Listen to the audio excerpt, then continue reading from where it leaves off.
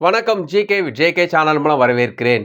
Loan வாங்காம எனக்கு பணம் கிடைக்குமா? எங்குமே கடன் வாங்க எனக்கு விருப்பம் கிடையாது. எனக்கு பணம் கிடைக்குமா கேட்டீங்கன்னா, 2 விதமான ஆப்ஷன்ஸ் இருக்கு. ஒருவேளை நீங்க ஒரு சேலரி பெர்சனா இருந்தீங்கன்னா, ஒரு மாச சம்பளம் வாங்கக்கூடியவங்க, நீங்க மாசம் மாசம் ஒரு நிறுவனத்தில ஒர்க் பண்றீங்க. உங்க மாசம் மாசம் சம்பளம் தராங்க.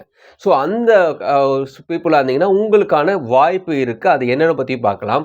அதே நேரத்தில ஒரு செல்ஃப் எம்ப்ளாயிங்க. எனக்கு வார சம்பளம் தான், அதாவது தினக்கூலி தான்.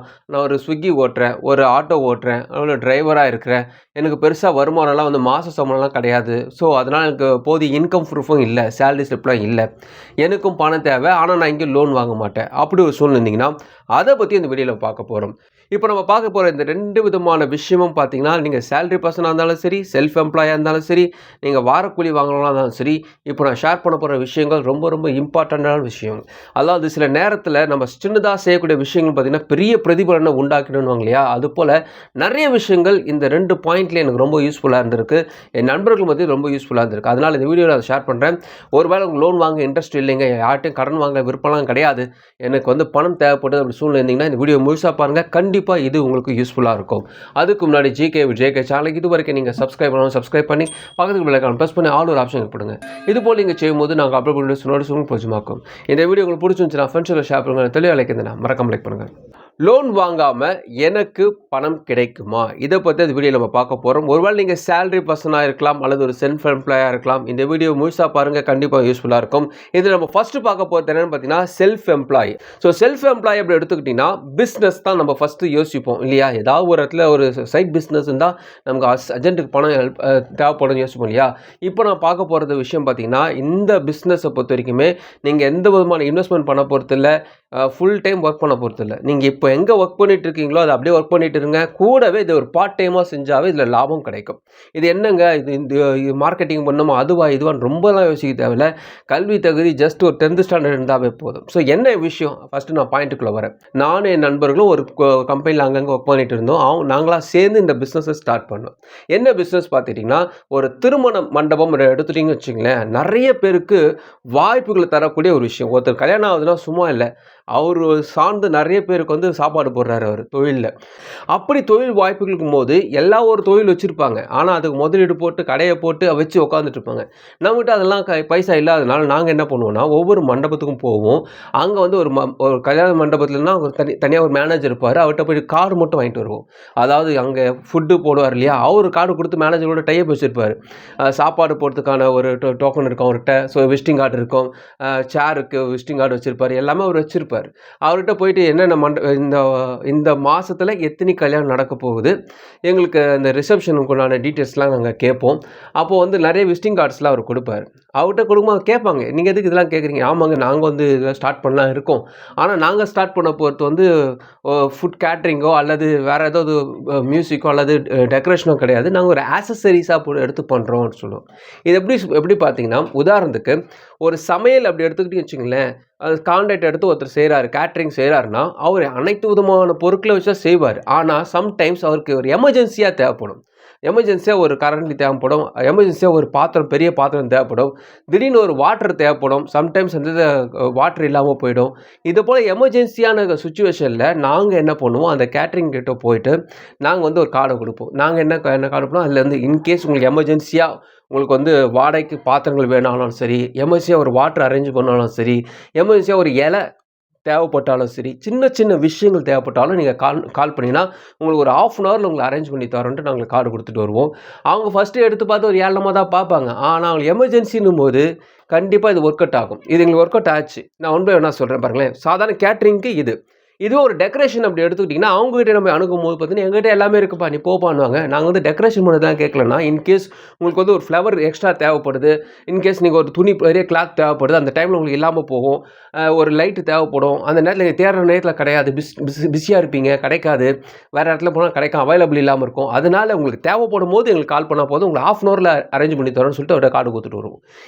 இதோட நிக்கல. மியூசிக்ஸ் ஆனாலும் சரி, மைக் செட் ஆனாலும் சரி, சேர்ஸ் ஆனாலும் சரி, பலூன் ஆனாலும் சரி, பாப்கார்ன் ஆனாலும் சரி, இன்னும் நிறைய விதமான விஷயங்களா இருக்குல்ல ஆக்சஸரீஸ் எல்லாத்துக்கும் நாங்க வந்து என்ன பண்ணுவோம்னா, எல்லாத்துடைய விஷயத்தையும் குடுத்துட்டு டீட்டெயில்ஸ் எழுதி வச்சுப்போம்.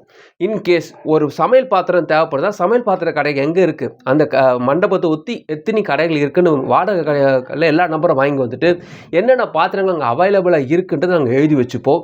அதேபோல ஒரு வாட்டர் கேன் எமர்ஜென்சிக்கு அந்த மண்டபத்துக்கு பக்கத்துல எங்கெங்கலாம் இருக்குன்னு எமர்ஜென்சிக்கு எல்லா விதமான கான்டாக்ட் நம்பரும் எழுதி வச்சுப்போம். ஸோ இதெல்லாம் எழுதி வச்சுட்டு ப்ராப்பரா உட்காந்துருவோம். இப்படி நாங்க ஸ்டார்ட் பண்ணும்போது, ஃபர்ஸ்ட்டு 1 மாசம் எங்களுக்கு பெரிய ரெஸ்பான்ஸ் இல்ல. ஆனா, திடீர்னு ஒரு ரெஸ்பான்ஸ் வந்துச்சு. எங்க பார்த்தீங்கன்னா, சமையல்ல தான். மேக்ஸிமம் கேட்டரிங்ல தான் நமக்கு ரொம்ப நல்லா சம்பாதிக்க முடியும். திடீர்னு ஒரு கால் பண்ணி, "அப்பா எனக்கு வந்து பெரிய ஒரு பாத்திரம் தேவைப்படுது. நாங்க மிஸ் பண்ணிட்டு வந்துட்டோம். வண்டியில வரும்போது மிஸ் பண்ணிட்டு வந்துட்டோம். எமர்ஜென்சிக்கு தேவைப்படுது. ஒரு 10 நிமிஷத்துல தேவைப்படுமான்னு?" 10 நிமிஷத்துல கிடைக்குமா கேட்டாரு. கண்டிப்பா சொல்றேன்ட்டு நாங்க என்ன பண்ணோம், அந்த கடைக்கு ஃபோன் பண்ணி, பாத்திரம் இருக்குங்களா? எந்தெந்த கடையில நாங்க தேட ஆரம்பிச்சோம். நாங்க ஆல்ரெடி எல்லாமே டேட்டா வச்சிருக்கோம் இல்லையா? அப்படி தேடும்போது ஒரு கடையில இருந்தது. அந்த கடைக்கும் அந்த மண்டபத்துக்கு எவ்வளோ டிஸ்டன்ஸ் பார்த்து, அதுக்கு என்ன டிராவல்ஸ்க்கு எவ்வளோ பைசா ஆகும், அதோட ரெண்ட் எவ்வளோ ஆகும் எல்லாமே கேட்டு விட்டு, "சார் இவ்வளோ ரெண்ட் ஆகுது. சொன்னீங்கன்னா வண்டி வந்து இறக்கிடுவோம்" சொன்னா, அவர் ஓகே தான் சொல்லுவாங்க. அவங்கள பொறுத்த வரைக்குமே இறங்கிட்டாங்க இல்லையா? எமர்ஜென்சிக்கு ரூ. 100 ஒரு ரூ. 500 கூட குடுப்பாங்க. ஸோ ஓகேன்னோனே நாங்க அத அரேஞ்ச் பண்ணி குடுத்தோம். இந்த தொழிலுக்கு வந்து எந்த விதமான முதலீடும் தேவையில்ல. அதே நேரத்தில இந்த தொழில்ல முக்கியமானது நம்பிக்கை. அவங்க நம்மள ஒரு விஷயம் அர்ஜென்ட்டுக்கு சொல்றாங்களா, அர்ஜென்ட்டுக்கு அவங்க ஃபோன் கால் எடுத்து அரேஞ்ச் பண்ணணும். அந்த அரேஞ்ச் பண்ற டைமிங் வந்து ஷார்ட்டேஜா இருக்கணும். உங்ககிட்ட அந்த டேட்டாஸ் இருக்கணும். அந்த மண்டபத்திலேருந்து கால் பண்றாங்களா, அந்த மண்டபத்த சுத்தி என்னென்ன டேட்டாஸ் இருக்குன்னு பக்காவா இருக்கணும். அவங்க கூகுள்ல தேடுறதுக்கு முன்பாக நீங்க அவங்களுக்கு முன்னாடி போய் நின்னணும். அந்த அளவுக்கு ஃபாஸ்ட்டா இருக்கணும். ஸோ இதெல்லாம் பக்காவா இருந்துச்சுன்னா, இந்த தொழில் வந்து ரொம்ப லாபகரமான ஒரு தொழில். இது ஸ்டார்ட்டிங்ல உங்களுக்கு வந்து ஸ்லோவா போற மாரி இருக்கும். அதுக்கப்புறம் நீங்க ரொம்ப பிஸி ஆயிட்டீங்க. நல்லாவே லாபம் பார்க்கலாம்.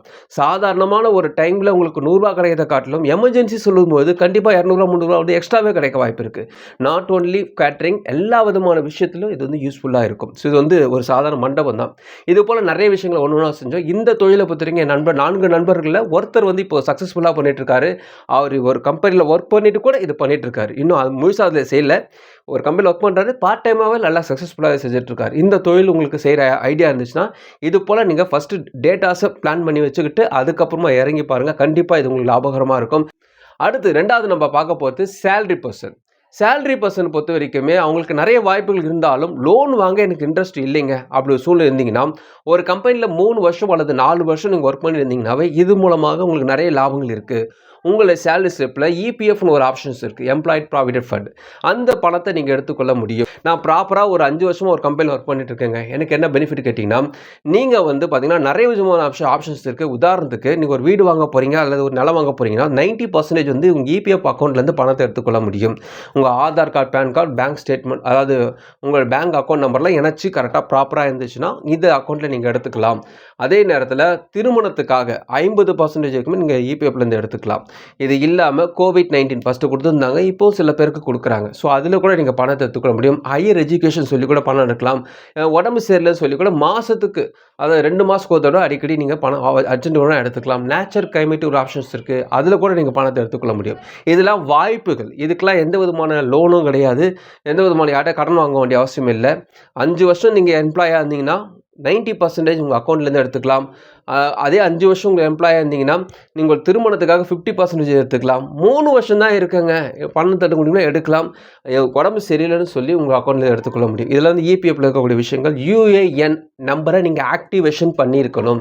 நிறைய பேர் இபிஎஃப் நம்பர் மட்டும் தான் இருக்கும். யுஏஎன் நம்பர் இருக்காது. அப்படி இருந்துச்சுன்னா நீங்க யுஏஎன் நம்பர்லேருந்து இபிஎஃப் நம்பர்லேருந்து யுஏஎன் நம்பருக்கு ஆக்டிவேஷன் பண்ணி ப்ராப்பரா வச்சுக்கணும். உங்களுடைய நேம் ப்ராப்பரா இருக்கணும். கே. குமார் இருந்துச்சுன்னா, அதுதான் வந்து உங்களுடைய இபிஎஃப்ல இருக்கணும்.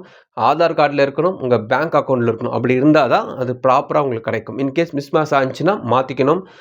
இபிஎஃப்க்கு ஏத்த மாரி ஆதார் கார்டுல மாத்திட்டு வந்து செக் பண்ணீங்கன்னா கிடைக்கும். இதெல்லாம் இபிஎஃப்ல இருக்கக்கூடிய விஷயங்கள். இன்னைக்கு நம்ம பார்த்த இந்த வீடியோ பொறுத்த வரைக்குமே, லோன் வாங்காம பணம் கிடைக்கக்கூடிய விஷயத்த உங்களுக்கு ஷேர் பண்ணியிருக்கேன். பிசினஸ பத்தியும் சொல்லியிருக்கேன். இந்த பிசினஸ் பொறுத்த வரைக்குமே எந்த விதமான முதலீடு இல்லாம உங்களுக்கு கிடைக்கக்கூடிய விஷயம் தான். ட்ரை பண்ணி பாருங்க. இதுக்கு வந்து நீங்க எங்கேயும் அலைய தேவையில்ல. உட்கார்ந்த இடத்துலயே டேட்டாஸ் வச்சுட்டு ஒருத்தரா கான்டாக்ட் பண்ணி சொல்ற வேலை தான். இதுக்கு வந்து பொறுப்பு ரொம்ப முக்கியம். ஜென்யூன் ரொம்ப முக்கியம். உங்க நம்பி செய்றாங்களா, நம்பிக்கையின் பேர்ல நீங்க ப்ராப்பரா பண்ணணும். அப்படி பண்ணீங்கன்னா தாராளமா சம்பாதிக்க முடியும். எக்ஸ்பீரியன்ஸ் உங்களுக்கு ஷேர் பண்ணியிருக்கேன். நிறைய பேருக்கு டவுட்ஸுக்கு நீங்க வந்து கமெண்ட்ஸை தெரிவிக்கலாம். இபிஎஃப் பத்தியும் நான் ஷேர் பண்ணியிருக்கேன். உங்கள் டவுட்ஸ் இருந்தால் நீங்கள் வந்து ப்ளே ஸ்டோர்ல பார்க்கலாம், இல்லாட்டி கமெண்ட்ஸ் கூட சரி தெரிவிக்கலாம். எனக்கு தெரிஞ்ச விஷயத்தை உங்களை ஷேர் பண்ணிக்கிறேன். இந்த வீடியோ உங்களுக்கு பிடிச்சமா நினைக்கிறேன். உங்கள் ஃப்ரெண்ட்ஸுக்கு ஷேர் பண்ண உங்களுக்கு பிடிச்சமா கமெண்ட் மறுபடியும் பார்க்கலாம். வணக்கம்.